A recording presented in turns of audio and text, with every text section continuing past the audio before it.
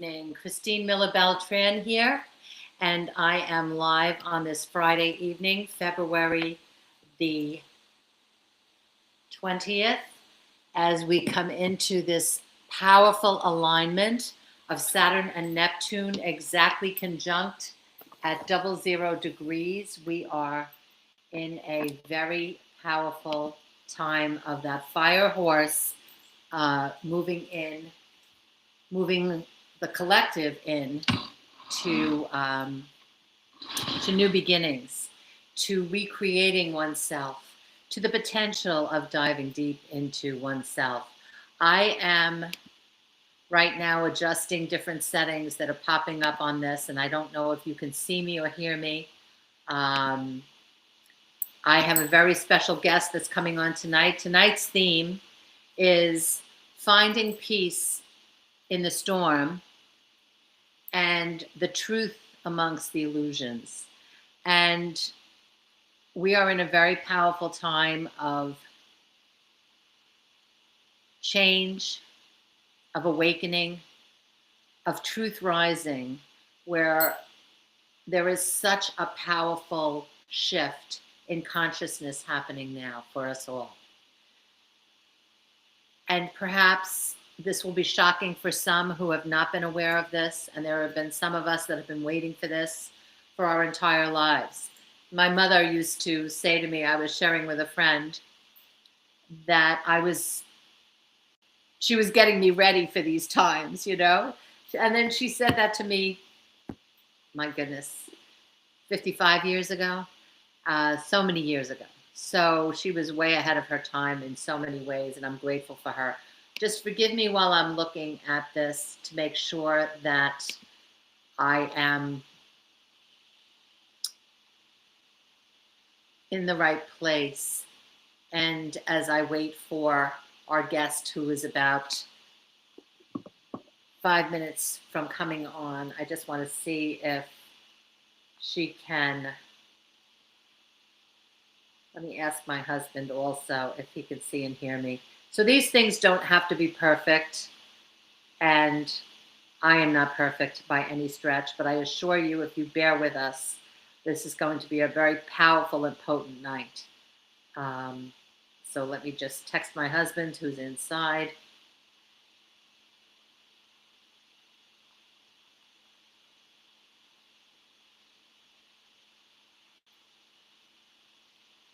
Okay.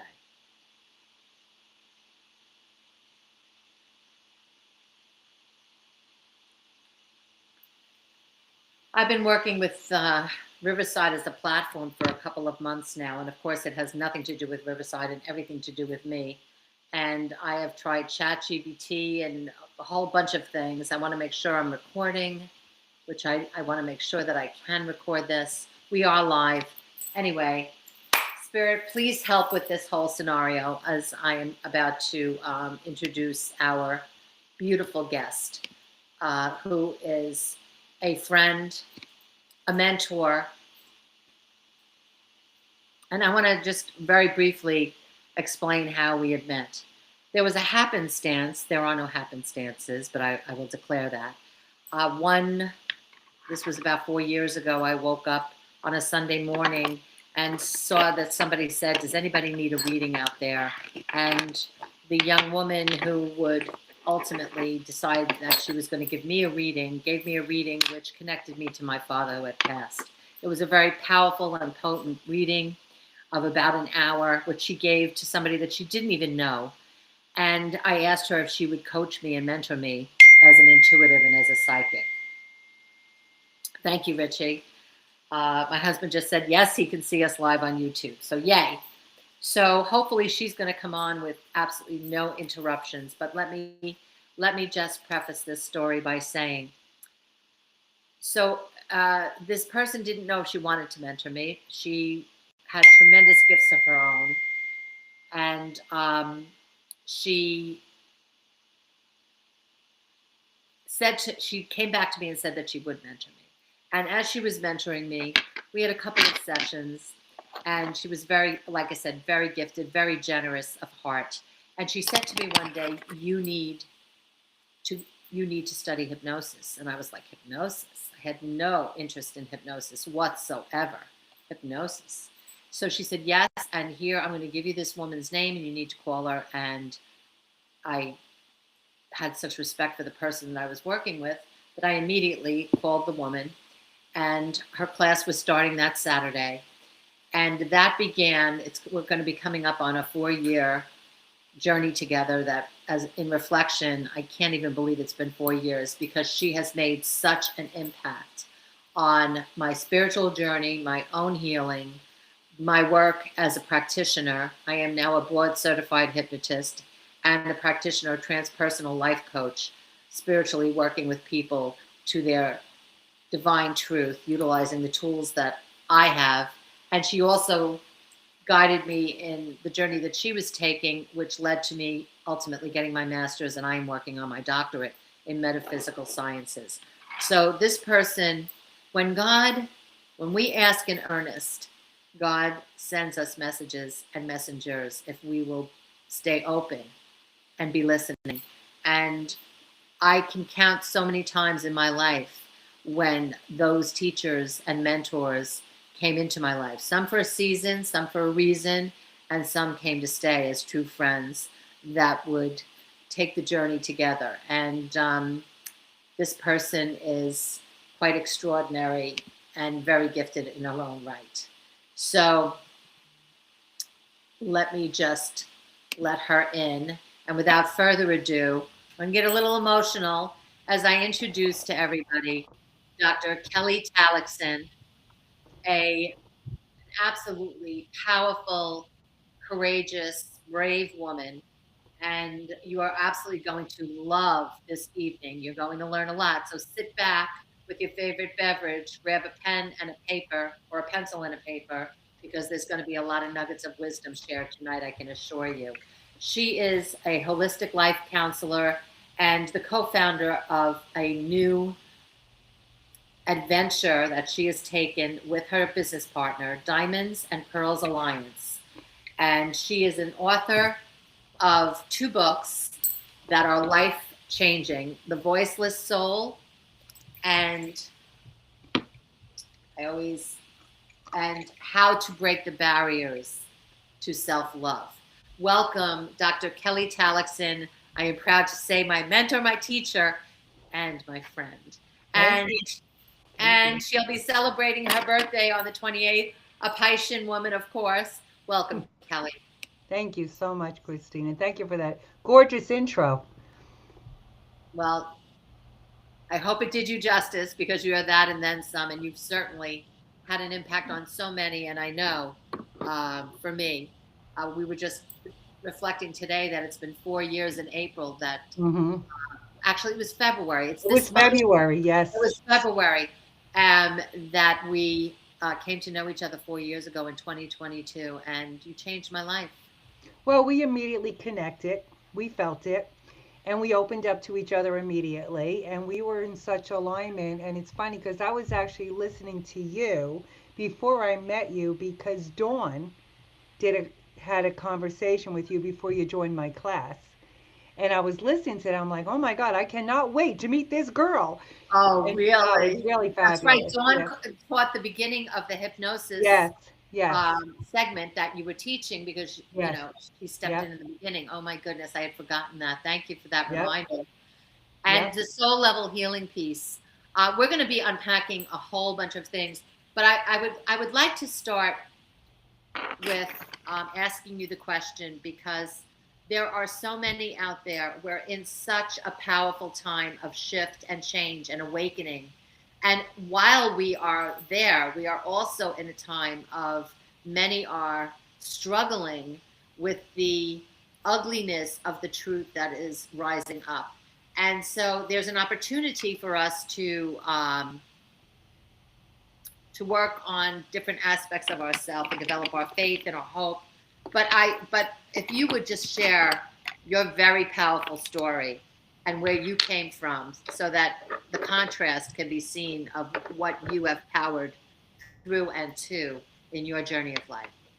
Sure. So, like a lot of people, growing up was not easy for me or the rest of my family. We did struggle. Not only were we so poor and went, I would say, days and sometimes longer without food. You know, mom was always working, so it was a struggle with 5 kids and not having any money and being very little in the refrigerator. We were all trying to grab that last bit of food.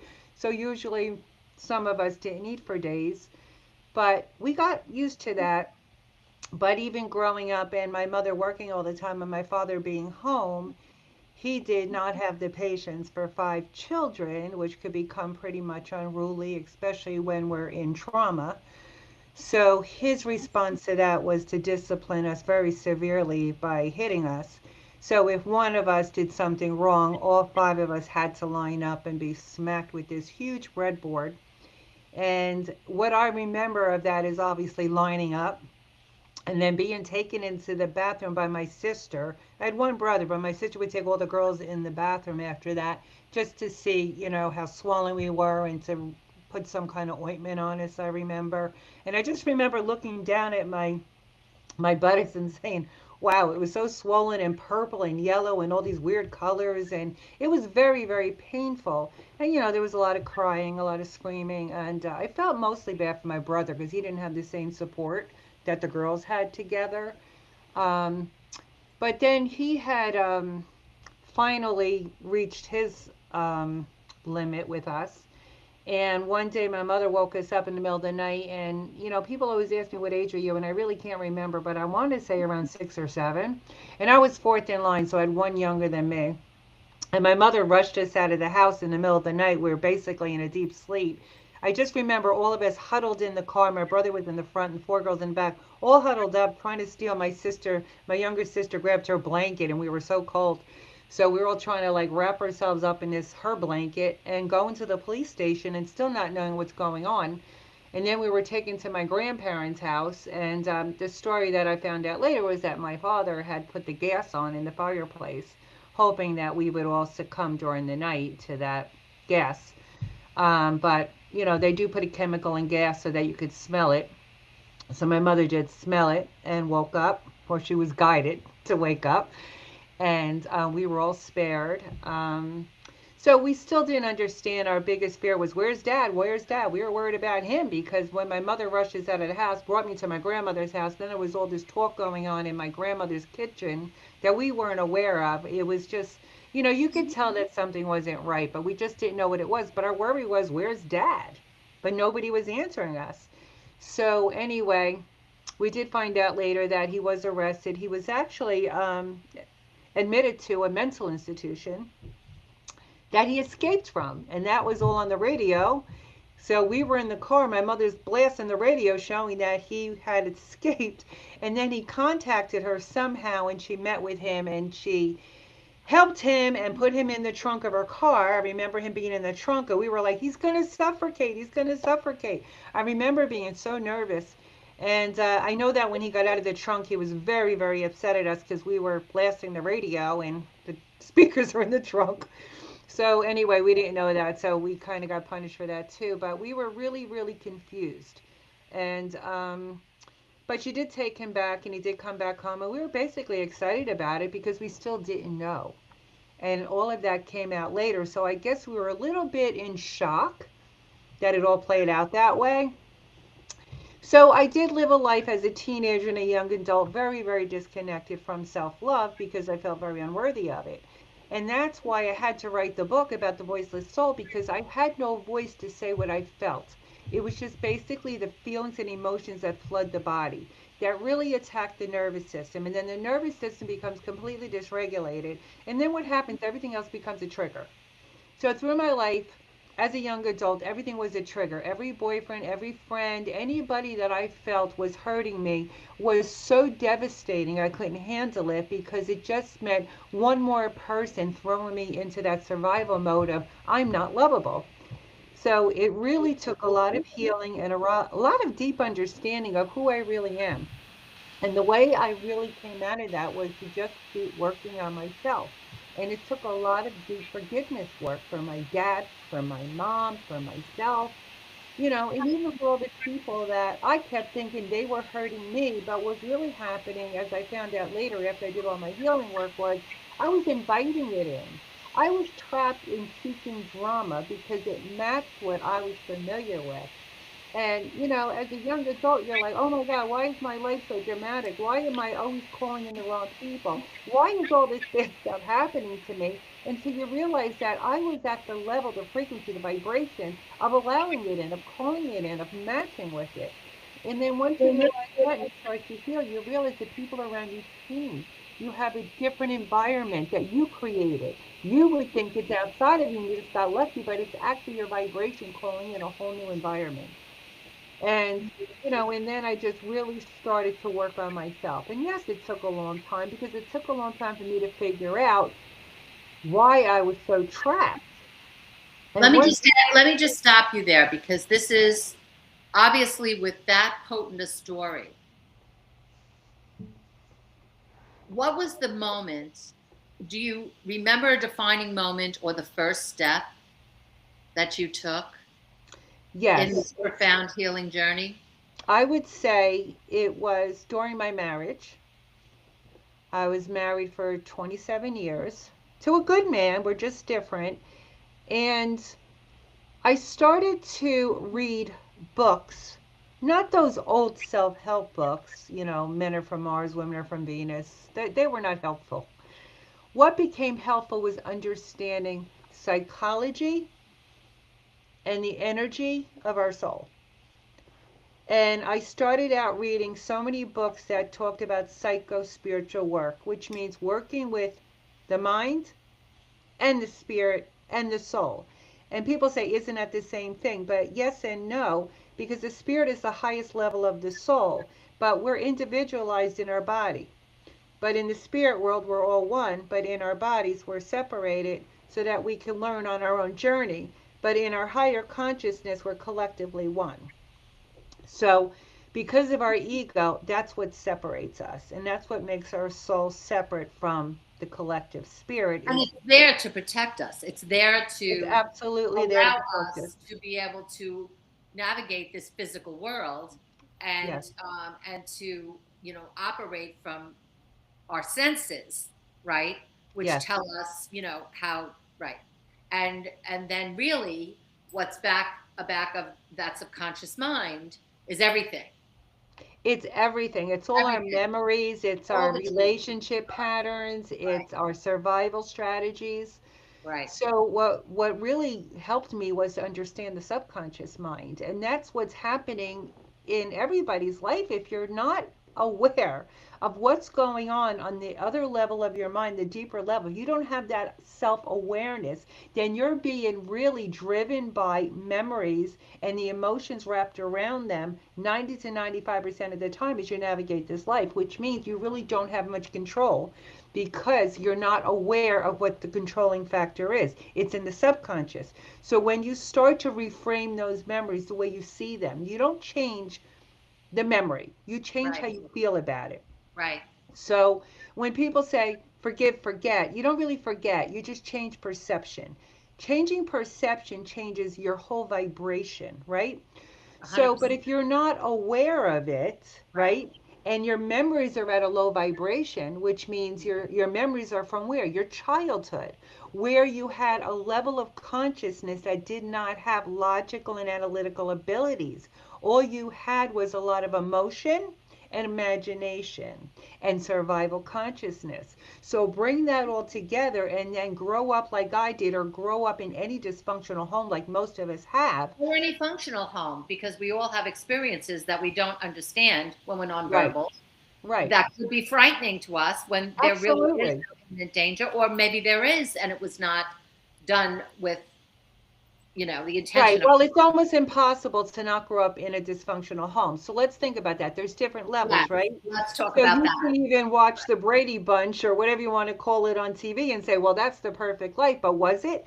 Right? So there's always really something that's not seen in that beautiful family that people see on television. That's not your typical family. Your typical family is struggling most of the time from their old memories or from everyday life. It just stress does overtake the body if we don't learn how to bring more self-awareness to what's going on underneath the surface.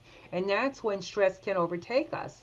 So once you reach that point and understand what your stressors are and where they originated and go back and heal them, change your perception of it, which is going to take really stop having expectations of your parents. Just like you don't want your parents to have expectations of you, you cannot have expectations of them once you become an adult, because you have to understand they're human and they're still living through their childhood stuff, Well, and right?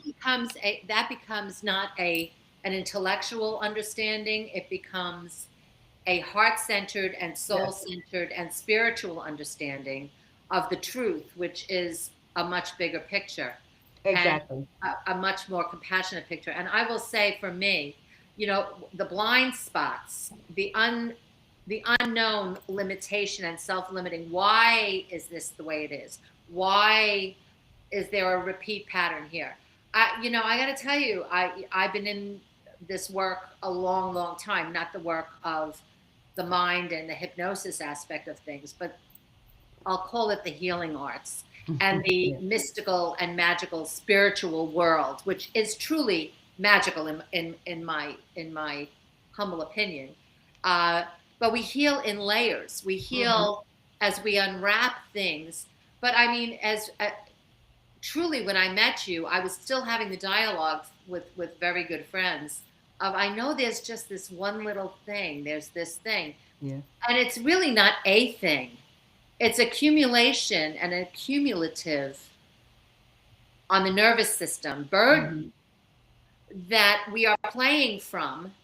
And then the script and the thoughts just keep coming. And that is Yeah. where, wrapped around the feeling, this is where we create our reality from, Yes.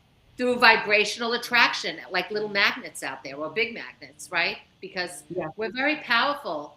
So we can just create as much as what we don't want as what we do want to create, through choice and awareness and focus. But there, Awareness.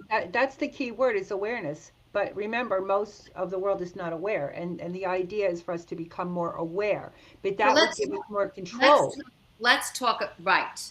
Well, and control is kind of a mythical thing, but yes, control over the self and living in peace, Well, living control over within our the center. behavior and actions and reactions. So Right. instead of having automatic reactive behavior because of a trigger, it's more a pause and say, okay, what just transpired and what's the best way for me to handle it? And how can I handle that from a place of loving compassion and not from a place of fear? But But if you're it's already only when operating you're from standing on your fear, foundation. You're standing on a firmer foundation. 100%, so you actually do have more control. So we don't have control Self-control, when we're trying to control. self-control, and emotional maturity is what you're talking about. Not Exactly. And control over also stuff. think about how many times we try to control things that we can't Yes. control. So, No. what do I always say to people? Whenever you're trying to control something that's not in your control, you are actually out of control, Right. And out right? of alignment.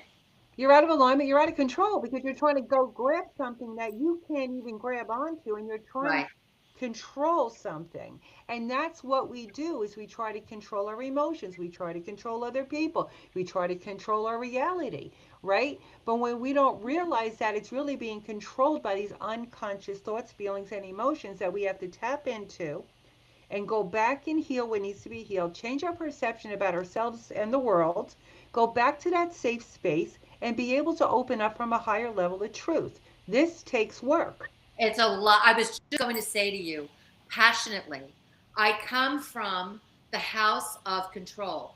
I could go into the astrology of it, my Leo mother and my Scorpio father just by their sun signs, but loaded with Virgo, very controlling, very, from their wounds. Right. They survived the depression, right? They had pain and they witnessed their ancestors having such difficult lives, Mm-hmm.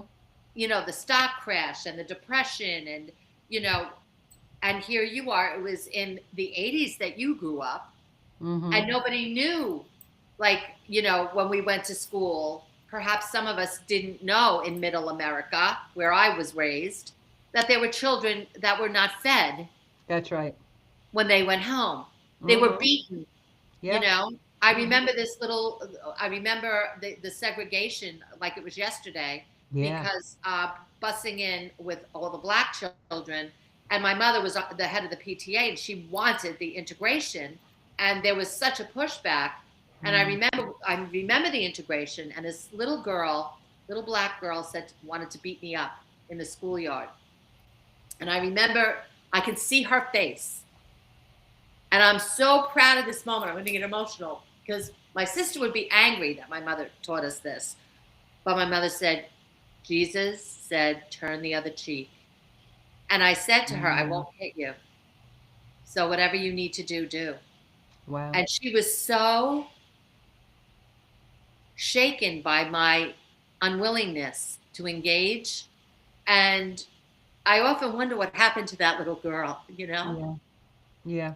And what was the pain that she was living that created that anger, because she was really a sweet girl, you know. And uh and isn't that a kind of a metaphor for what we're seeing with these angry adults that are really little children that are just raging Hmm. from their pain?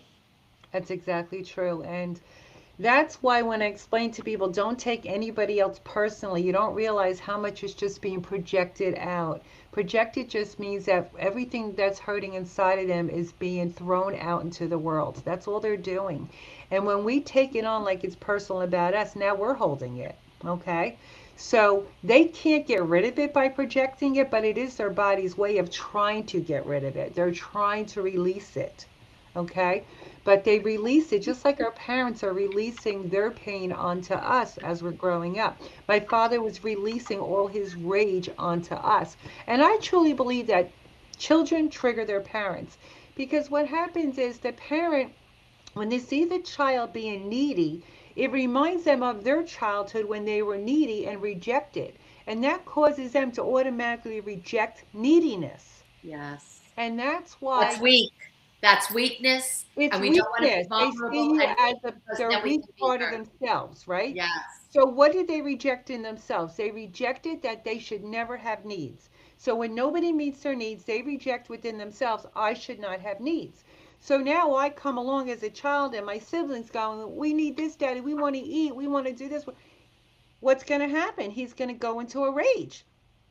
How dare you ask for something like that? How dare you? And it made him more angry because that's where he got punished. So he's projecting onto us his shadow self. And also the powerlessness, perhaps, that Sure. he was not an empowered being because he did not have the stuff. So I this is so potent and important. And people, we know that we're in a mental health crisis and a spiritual crisis of a major magnitude, and we don't have to get into all of what has transpired the last 100 some odd years that has created and exacerbated that. But take this, and that's going to fix everything, and that's just not true. Well, we do look for the quick fix, I think, because Well, people and are there's no suffering. quick fix here. There's none. Right. There's no, There no. are strong choices, and I really would you please talk about the work that you've done and maybe cite an example or two, because I'd also like to share my experience of the work. And now I am doing this work because of you, and that chance happenstance that was not accidental, that I got to witness the most profound shifts in my clients, in myself, and hear your stories firsthand. So would you give an overview, because I love your overviews of your work and what you do, and it's matured a lot, I know, but So, what I do using hypnosis, I guide people into a deep level of hypnosis. And the reason I do this because I want to relax their conscious mind and get them out of the ego because the ego protects those buried emotions. It blocks them. That's a protection. Okay? So, once the ego, because the ego lives in the conscious level of the mind. So, if the conscious mind is relaxed, that means the ego is relaxed. So we're really bypassing what's called the analytical factor that's trying to make sure we don't access information, okay, below the surface. Once I get below the surface, it means I'm now working with their subconscious mind. So when I meet with a client, I want to know what they're experiencing in that moment, what brought them to me. So, for an example, a girl came to me and told me she had trichotillomania. She rips her hair out. She's got a big bald spot. She was getting married in a couple of months, and she wanted some of the hair to grow in to hold on to the hairpiece that she needed to wear to cover the bald spot. I need to trickle cell I think it's anemia. called trichotillomania. It's when you rip your hair out from Oh my gosh. anxiety. Yeah. Okay. Okay. So Wow. when she came to me and she sat in my chair, the first thing she kept repeating over and over and over again, there's no cure. There's no cure. There's no cure. And I kept saying, okay, okay, okay, okay. So she told me she did this thing. It was reverse something, and it was supposed to reverse the behavior. She said, I did it for 17 years. It didn't work. I said, okay, well, you're here. Let's see how you do. Okay. So I didn't tell her that I was going to dig deep into her subconscious mind because she was already, I could tell, nervous. So I just wanted her in a calm place. I told her I was taking her on a beautiful inner journey to discover how she can stop this. Which is true. Which is true, but in an indirect way, because I'm going more direct than I tell her I am because I Of didn't want to course. frighten her. Well, of course. So what I did is I'm looking for the root cause. And when I say that, I want to go back to the version of her that first pulled her hair because I want to know what was happening then. Okay? Because that became a survival strategy. Okay? So I wanted to know what was going on then. So when I brought her back in time, I said, go back to the version of you when you first pulled your hair. And next thing you know, she's explaining to me she's standing at her front door. The door was open, and her dad was packing the car. So of course I ask all the questions. Why is Dad packing the car? What is he putting in the car? What's happening there? Is he going somewhere? She says he's leaving. I said, okay. Where's he leaving to? She goes, I don't know, but he's not coming back. And I said, what makes you say that? And she would say, because he told me he's not coming back. And I asked her how it made her feel. And that's when she broke down and cried. I said, what are you experiencing? She goes, I'm never going to have his love. I said, what makes you believe that? She says, because he's never coming back. That's the belief she created right there in that moment, that she's never going to receive his love again and she's never going to see him again. So that is an anchor of fear that hit the nervous system and locks in. So her go-to deal with the nervousness was to pull on her hair. Some people might what? Twiddle their hands, grind their teeth, whatever they decide to do in that moment. It's a go-to strategy to really calm the nervous system, which was pulling the hair. But it was also a self-sabotage, the hatred on herself for not being worthy of Dad's love. So we're playing with a lot of moving pieces here. So after I went through a healing process of her pulling in her dad's energy and channeling what was really going on inside of him, she had this whole dialogue with her dad. She's a 7-year-old child now, even though in my chair she was 24. Okay. And let me stop you. That is still in the physical life, but she was able to still have this Yeah, we're pulling on her conversation memory in and she's re ethers, as we say. experiencing her 7-year-old self. Got it. And she's talking from her 7-year-old self. Right. Of course. And she's talking to dad. And I said, what do you want to know from dad? And she kept saying, why, why? And I said, ask what you really want to ask. And I said, ask him if he loves you. And she paused because that's the fear. We fear we're not being loved by the person we need to get love from. Yes. We don't even want to know if they love us or not because we're waiting for the rejection and we know that's going to really make us spiral. And that's where a trusted practitioner, seasoned, makes all the difference. That's that right. You knew and picked up on that cue and knew exactly where you needed to take her. Yes, and a lot of it is intuition because when you're using Yes. hypnosis, I bring myself also into that level of, you could say, the alpha state of consciousness, where I also get out of ego and really into my intuition, really into a space of And love and would compassion. you say, and I know the answer to this already, would you say that you are guided to support others in their journeys of healing? Absolutely. Okay. Absolutely. I definitely receive We are guidance. never alone. Right. Never. Never. And I know I receive guidance because what happens is when I'm in their energy, a lot of times I'm hearing from their ancestors or their spirit guides because I'll start saying things and they'll be like, "How'd you know that?" And I don't know how I knew it. I didn't think I knew it. I just said it. And then Can when I the share? question's done, I don't That's remember a what I said. that's a perfect segue into my story, if I may, which Mm-hmm. was profound. And already 3 years into, I was already board certified, and you gifted me with the lovely opportunity of coming in for one of your students. You had one student who was a very seasoned practitioner in the healing arts already. Mm-hmm. This was Yes. her graduation day, and I was her first. Yes. Oh boy.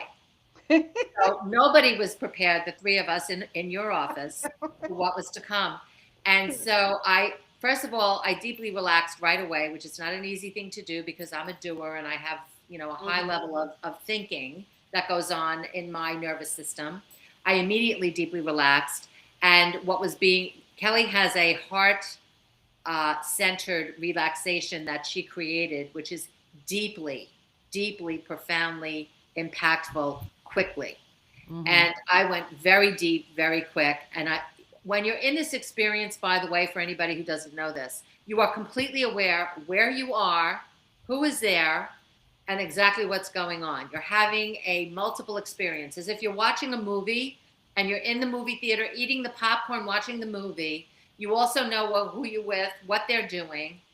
Anybody behind you that's rattling papers, you're aware of all your senses and you're completely present, okay? Right. But you're also feeling like you're floating and so relaxed, and it's otherworldly. It's profoundly peaceful at the same time. Whatever comes in can be very powerful. And so my experience in that moment was this was probably in 2024. So 12 years into my father's passing, which I was not present for, my father, and I knew it was my father, I started to feel a tourniquet in my chest twisting, and I started to sob. And this was a seasoned woman, as I said, and Kelly was across the room in her office, and I could hear the writing and the holding up. I could feel the energy in the room, Well, but I I was was, helping my student because she was getting stuck, but it was but very she was interesting. really with me every She was step of the very way. good. And what happened was uh, a very significant archangel stepped forward first, who's the messenger. Okay, Archangel Gabriel, I'm going to say it. In my mind now, this is. My mother's presence was there, but I couldn't see her. She was in shadow. She stayed back. And then all of a sudden, I had the tourniquet and I started to sob uncontrollably. And I kept screaming, I'm in so much pain. I'm in so much pain. I'm in so much pain. I caused so much pain. I caused so much pain. And I'm getting chills right now because my father, prior to that, I am an intuitive and a medium. So we've been interacting for more than a decade in this way, but not in this way. And he had always asked me to pray. And I thought he was asking me for forgiveness, but there was so much more to it than that because he's in his next part of his journey, right? And we're human. Anyway, I had this profound experience of his passing, and I knew, and I said that. And then this wonderful person was asking me questions, trying to understand what was going on. And I literally said, I'm not in an abreaction because I wanted to make them okay because I was so like caught up in this. It was really very dramatic and unexpected for everyone. And then all of a sudden, my father's entire ancestral, I'm talking everybody, was there. I felt them. And what you see, I saw it was filming. They were there. They were present, but they weren't, I wasn't seeing faces. I wasn't seeing Right. his face. Right. And there was a question and answer, and I'm just not going to go into that. But again, there was a dialogue between us that was beautiful, where it was just beautiful. And then all of a sudden, I'm going to get emotional. Gosh. He was his 38-year-old, which I know he was proud of himself then because he had quit smoking, and he was gorgeous. He looked like Rock Hudson, my father. And he he went into the light. So there was a piece of him. I don't believe my father was completely earthbound in his soul and his spirit, but there were pieces that were not wholly returning to the Well, next realm. that's what trapped him in the lower astral He realm was because trapped from the pain that the was. earth was pulling him, and he was trying to ascend while his unfinished business was pulling him the other way. And that's why people get trapped in the lower astral realm. And that's where either the ancestors or spirit guides come to help you release your They were earthbound waiting. attachment. They were waiting Yeah. to release him, and there was a beautiful camaraderie in that ancestral moment that moved me beyond anything. I just can't even express it. And my great aunt Anna was my first guide when I was in my 20s. She's the first one that showed up, and my father tested me with Aunt Anna and the secrets, because there were many, um, past the grade or whatever. And I would run into my parents because I was newly divorced. Dad, Aunt Anna said blah blah blah, and he's like, I freaked him out. Yeah. But so it was a really beautiful moment. But what I find most profound was that it was unexpected, and here I thought I was serving someone else, not knowing what was going to come up, and had this profound moment and this deeply intimate moment with the soul of my father, um, setting us both free from Yes. any perceived. And my belief system is that there's karma, cause and effect, that we were linked. I can tell you right now that both my mother and my father, and I was saying this to Kelly earlier today, they are part of my guidance system. I mean, the fact that my mother spent her life, and my father would say the same thing, you're going to survive, and you're going to this, and you're going to that. And I mean, we're all surviving if we choose to survive, right? We're looking around and seeing the deconstruct of what's not working. And that's where faith and hope and healing really becomes front and center stage, and very important, Well, because that's why that inner journey is so important. You went through it, I went through it. We really have to look at what's lingering deep within our subconscious. Remember, our subconscious mind links to the whole collective. And that's what people don't understand. So, what was going on with you was that there was your dad looking for some kind of release, and when you showed up, it helped him release. And that's when the ancestors also came in, and then you all worked together to really help him let go of the earthbound attachments. And I think he basically came to you asking for that help, and you helped him release. And that's what was so beautiful. And that's why this journey is so powerful. Like, even when I went on that journey, and saw my father as a little boy and what he had to experience, it opened up my heart of compassion for him, and it just made it so much easier to forgive. And even back with that girl I was telling you about pulling her hair, I helped her forgive her dad. And in one session, she never pulled her hair again. This is a woman for 17 years pulled her hair, and the system has failed her because nobody understands the power of the inner journey of really letting go and forgiving. And she had to see that her father does love her, but it just doesn't fit into that family right now. But he wasn't abandoning her, but she thought he was. So that the reason that we don't understand this is our biggest fear is to be abandoned. Our biggest fear is to be rejected.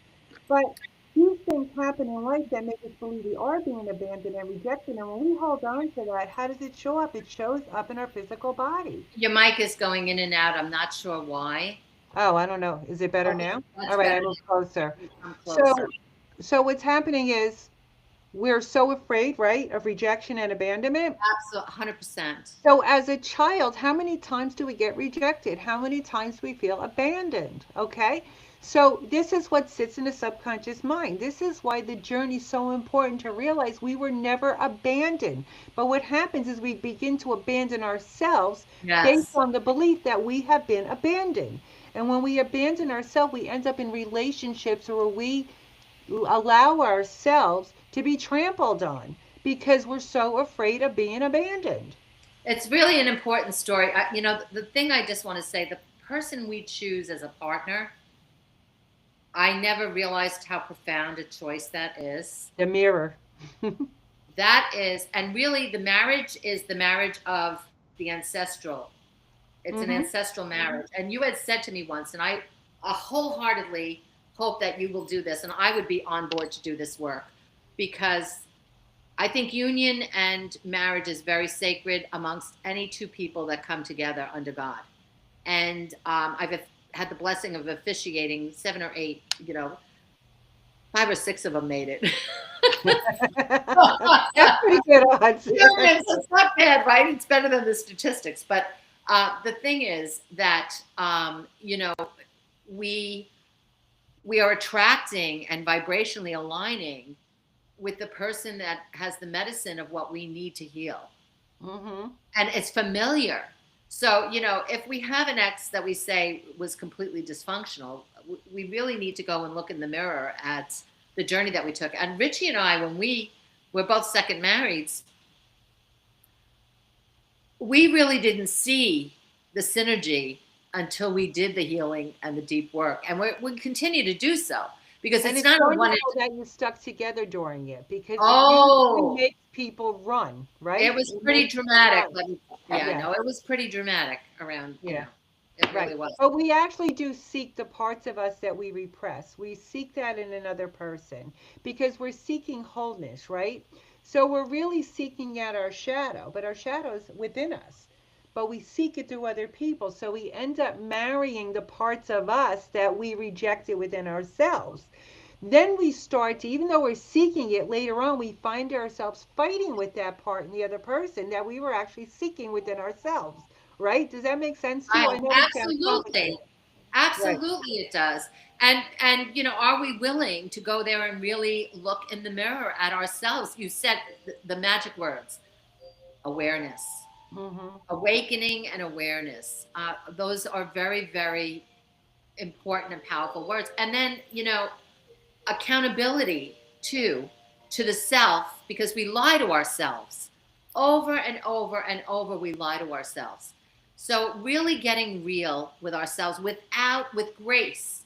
There's the caveat: with love and grace, not the critical judge. Because I first of all, I was raised with a lot of criticism. Then I chose a profession that highly criticized, and I always put myself in highly criticized environments, where I invited that in. And Yeah.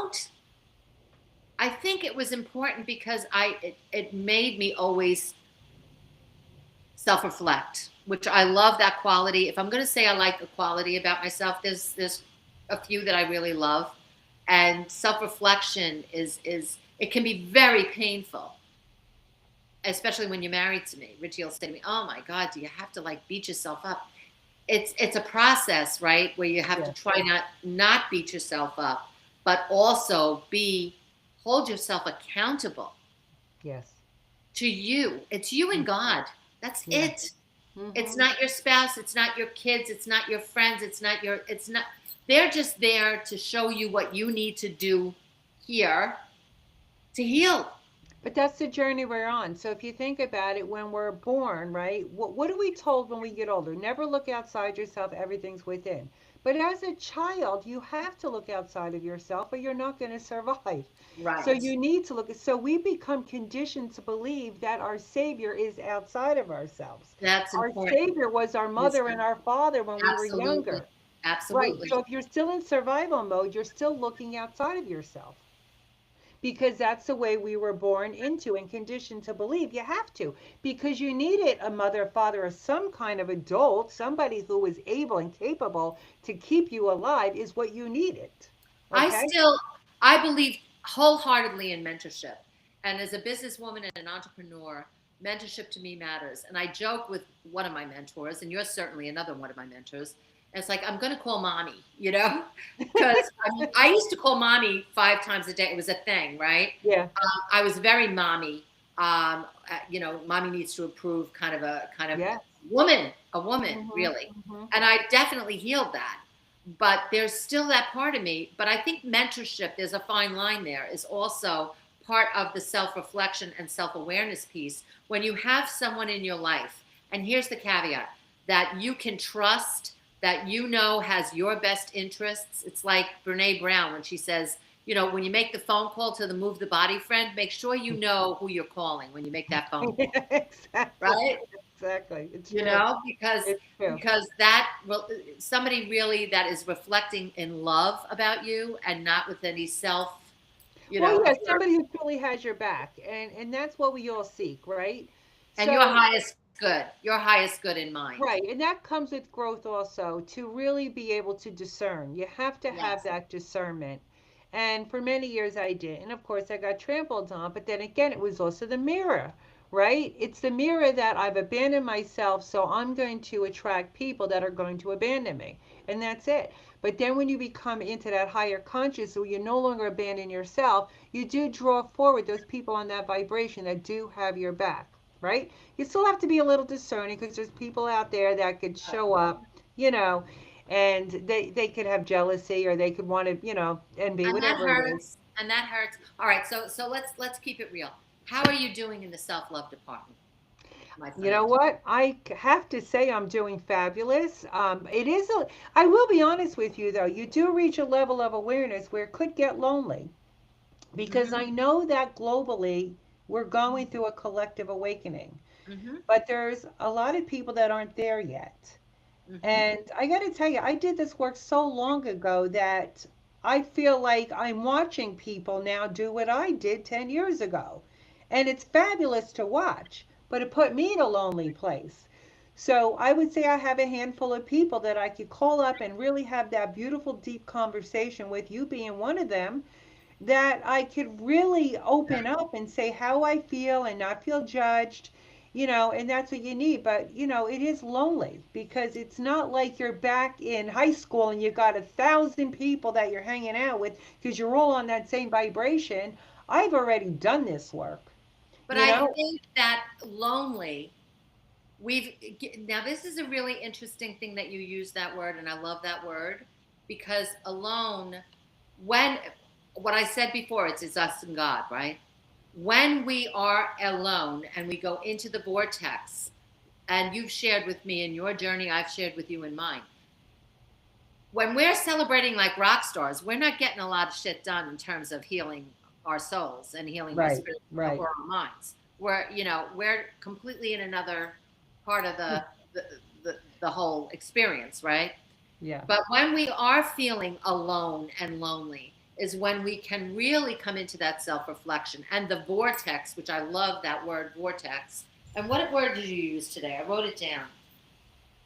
I said, please use that word tonight. It's like a vortex. It's the thing. It's like a cocoon, and it does feel lonely because nobody can be there with you of our physical world, but God will be there. And Oh, when 100%. Right. I know, and I know you know that, but what I'm saying is, there that lonely feeling can be an aching and a desire, and actually, it is said that it is a desire to be home in the kingdom and to Right. So when I say that lonely, right, we are missing that right.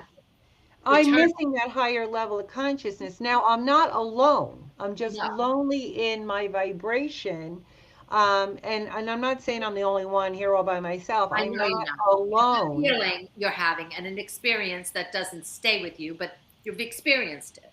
Right. And I'm already in a high level experience that a lot of people don't understand. And it's interesting because I have worked with some younger, very advanced souls that don't even know how advanced they are.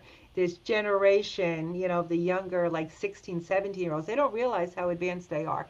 And they all seem to say the same thing: nobody understands me. And when I tell you, I get it, because they already came in with this higher energy, and Yep. they're already confused about the disconnect of this world, because they're in such a high level already. I always So, felt that way.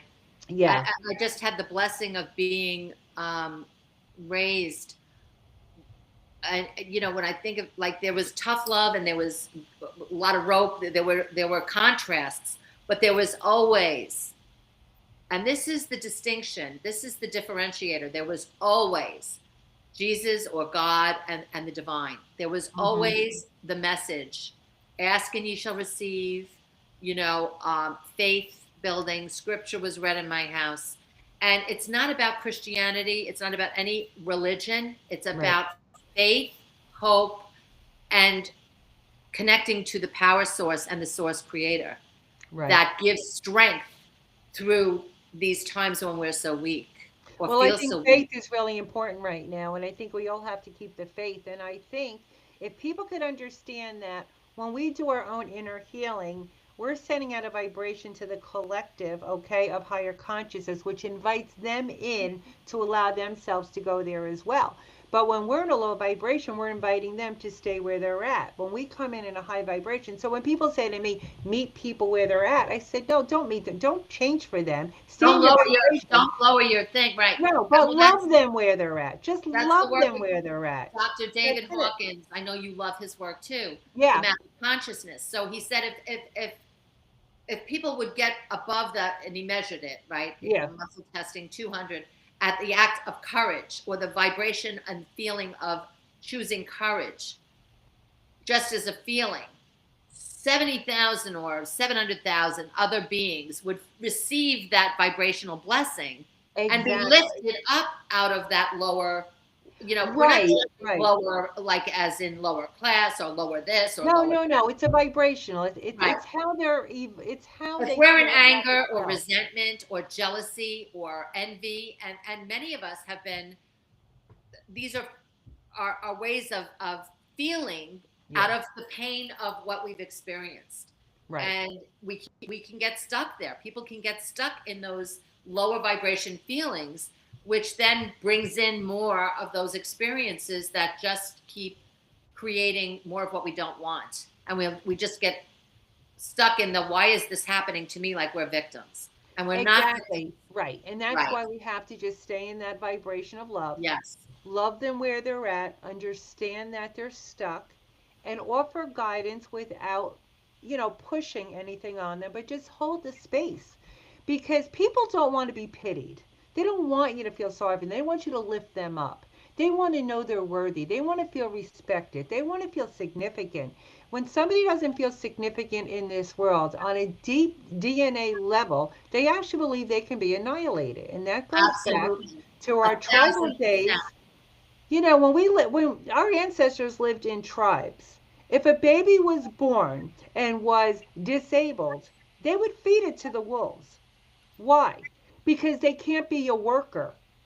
That's how much survival they were in. There's a big difference. Do you know that's in our DNA? That if Yes. we're not worthy, we'll be thrown to the wolves? All of our history is in the DNA.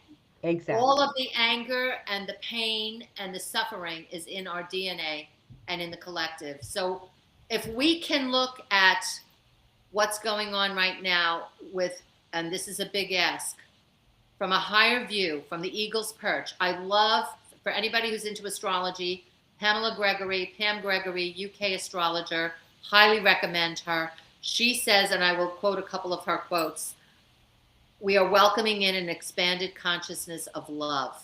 Mm-hmm. Stay on the eagle's perch. Don't allow things to come in um, that will take you down a lane that pulls you down, because we all need each other. We all That's need right. each other so that we return and we lift this planet up. And we are in for, as Betty Davis would say, strap in, where it's going to be a bumpy ride. Well, we haven't seen nothing yet. So I want to just, we're almost 50 minutes in, and we're definitely going to have to come back together with different topics. Definitely. Definitely. There's a I, lot to unpack. There I really is. adore you, and I know, and I think that these conversations that we've had over wine, dinner, of our 4-year friendship has been profound for me, and has lifted me out of some really challenging moments in my life and helped facilitate my own healing. So, A, how can people reach you? And B, please tell everybody about this magnificent new adventure that you are bringing forward for women Oh, to yes. Thank you for empower letting me women. share that. Yes. So my partner is May Kame, And we came together because I spoke to her about my history of working with women and trying to help them honor themselves. And she, as an RN and also as a humanitarian, she's been all around the world helping people, trying to find themselves. So we decided to band together to work on a global scale. We're going to be working with women. Okay, so we are developing a website that's going to be filled with teachers, all women, that support other women in their healing, whether it's physical, mental, emotional, spiritual, financial, legal, everyday life. And it's going to be phenomenal. It's going to be subscription based, such a small price. I mean, less than three Starbucks a month. I mean, how many times do people go to Starbucks every day and spend $8? This is way more important than your coffee. This is really life changing. So, for more information on that, please reach out to me at Kelly at heartwisdom.info. Kelly at heart, HEART wisdom, WISDOM.info, and I can send them all the information. I'm telling you, it's going to be life changing. Me and And her, you're on LinkedIn. People I'm can on follow you LinkedIn, I'm on on Facebook, and we're Facebook. going to be advertising it on Instagram, LinkedIn, and Facebook. Kelly Talixon, you can find me. I'd love to connect with you. And especially if, you think you could benefit from this, and I guarantee you can. If you're a woman, and this is really for the mature women, after the kids have grown, it's about time we turn back and take care of ourselves because we've been taking care of everybody else, and it's about time we take care of ourselves and think about our future, our dreams, our desires, and live the life we deserve. And we're there to support them in that. And it's the most potent time in a woman's life at that Absolutely. juncture. Absolutely. Yes. And so Yep. thank you, Yep. Kelly. Thank you. And was there anything else? I just want to say how much I love you, I how love you grateful I too. am for you, and prayers for our planet, Yes. prayers to any who are suffering right now. May you know the peace that is your divine right to know. And we would love to connect with you if you'd like to be supported in your journey with Yeah, and I'd love to come back. And I want people to know that collectively we can save this planet. But we, absolutely. but we have to take self accountability. Stop Yes. looking outside of yourself that someone's going to save us. If we take our own personal responsibility toward healing ourselves and healing the planet together as a collective force, we'd be unstoppable. But we got to work together. And love heals all. That's right. We got to Love is work the together. vibration, love is the choice, and God is in Absolutely. charge. So get in alignment with God. Yes, for sure. Mwah. God bless. God bless. Good night, all. Good night, everyone.